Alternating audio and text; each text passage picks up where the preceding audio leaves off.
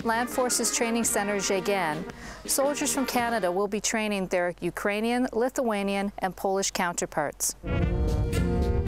This exercise is a key element of the program.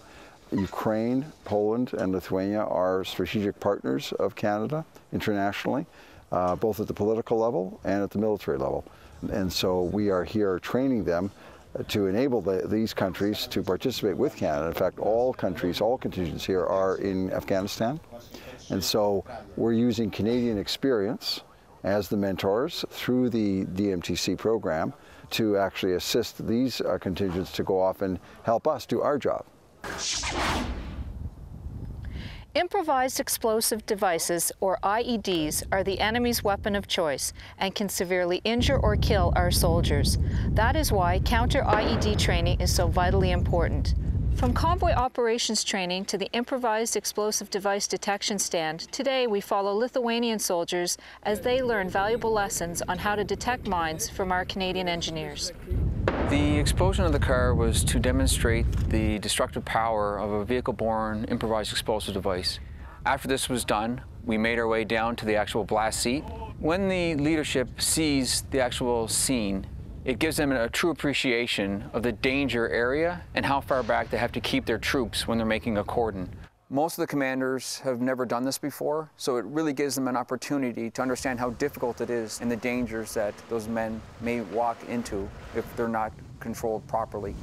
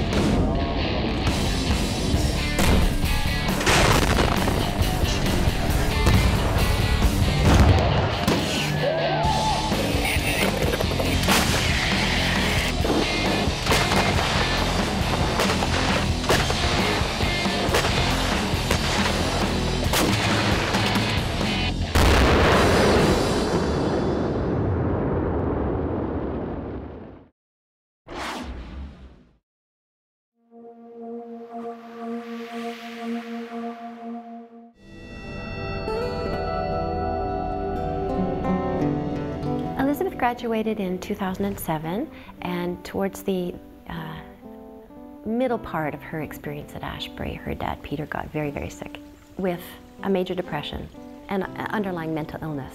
Every little domino crashed all at the same time, and one of the dominoes was our ability to help our kids with their education. I have 4 children, and they've all been to different schools. And when it got time for Charlotte, when she was finishing junior high, she said to me that she had wanted to go to Ashbury. And at that point, I had to explain to her that I didn't think that that was going to be possible. And at that point, she said to me, "Mommy, I can make my own future." She wrote a terrific exam, a beautiful letter. She continued doing her sports. She did 9 sports the final year of her junior high. She went to provincials in 3. She continued her volunteer work. She's very much active in AIDS and HIV fundraising and awareness programs. She does public speaking, been involved with Wakefield Granny. She continued that. And she kept a very, very high average, and that was something she had to work hard to do. So she made herself the absolute best candidate that she could. Hey E2, this is David Payco. Welcome to the set of Flashpoint.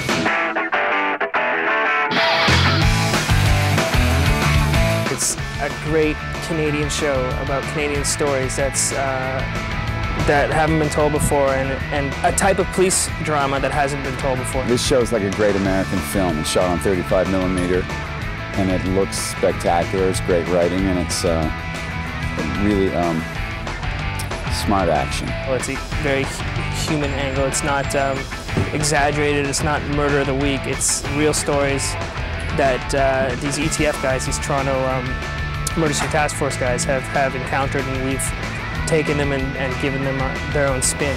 Don't stop talking, Sam. Just keep talking to them. Dude, you know what I want? I'm not giving you coke, jackass. It's just bang, bang. We were shooting this mock-up training session where a couple of us are teaching the Sam character how to negotiate, because he's not good with people.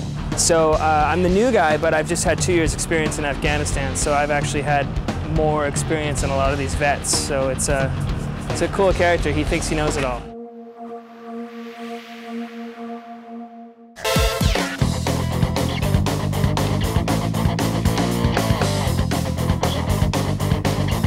Ed Hardy is Don Ed Hardy, the grandfather of tattoos, the most prolific tattoo artist in the history of our world. And it is a line that Christian Audigier, probably the most storied designer in jeans and many other lines, took that on and created the super sexy Ed Hardy line, which includes our swimwear. 100%. Every piece is inspired by original Don Ed Hardy tattoo work. I believe the collection is about 50,000 images. And we are very proud to be able to bring that to the Canadian public. They have thousands of hot designs, but there are few that stand out. Koi fish and Koi fish, dragons, mermaids. Love Kills Slowly, which is obviously the one that Britney Spears has made famous, wearing that in Costa Rica, chilling with Mel Gibson.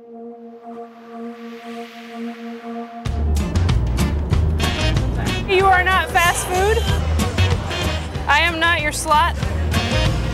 Lock your cock. I'm the defender of purity. I don't think that sex is a necessity.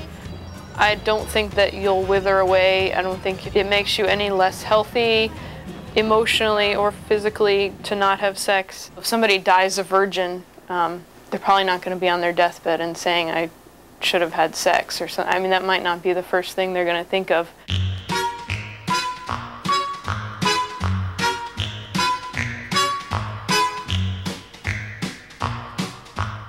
I started working with the Pink Nun, I think about 8 years ago. We've been collaborating. I'm more of the artist and the Pink Nun is more the public face. She is a character that I do dress up and do, but I try to keep it separate because I want the Pink Nun to be more of an icon.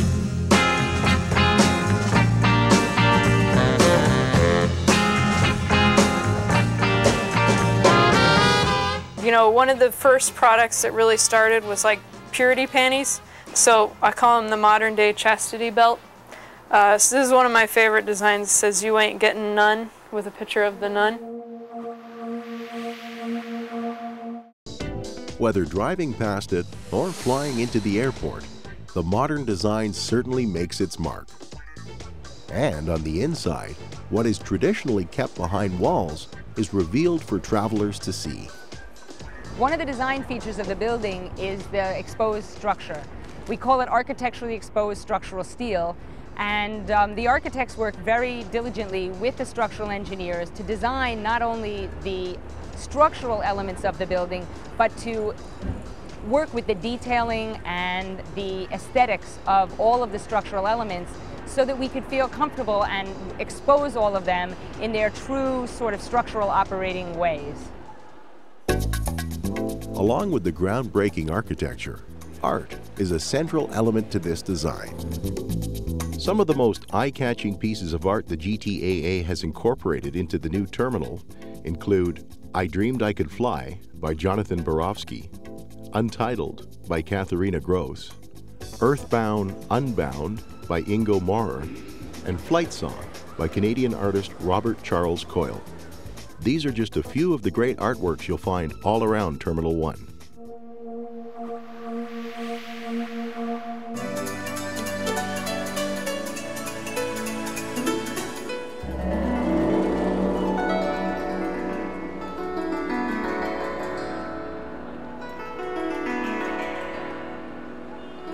There are over 150 neighborhoods in this city, and one that you just can't miss is Chinatown, located right here in downtown Toronto.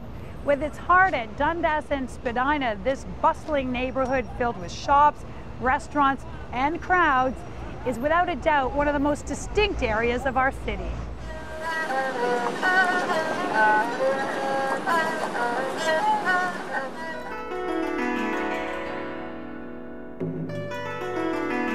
Today in the Toronto area, there are at least 6 recognized Chinatowns. And of those, the one that's probably most familiar is located at Dundas and Spadina. As the largest of this city's Chinatowns, it was not the first, and it's certainly not the last.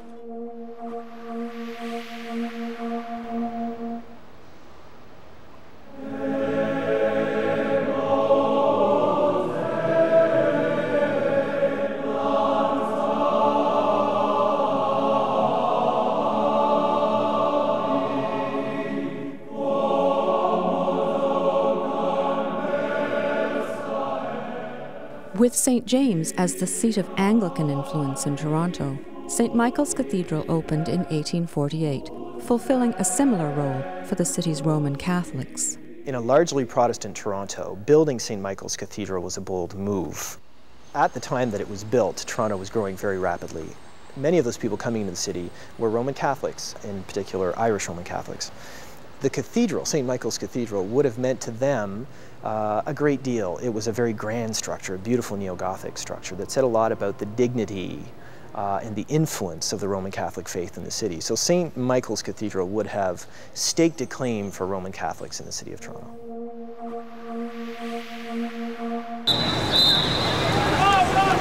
August 14, 2003, a blackout hits 7 states and much of southern Ontario, paralyzing our city and sending the subways to a screeching halt during afternoon rush hour. Almost 700,000 people, roughly the population of Winnipeg, are forced to flee tunnels in the dark and sent out onto the streets to find their own way home. It was just frustrating because you're like trying to get communication to somebody, tell them like I'm on my way, babysitters and all this stuff, and there's nothing happening, like nothing is going anywhere. Some operators were caught in stations that were pitch dark, and they had to feel their way through in the dark to get themselves and a few people out. While this blackout is the most recent, it wasn't actually the first. Traffic lights failed. In 1965, a similar blackout struck, paralyzing some of the very same tracks.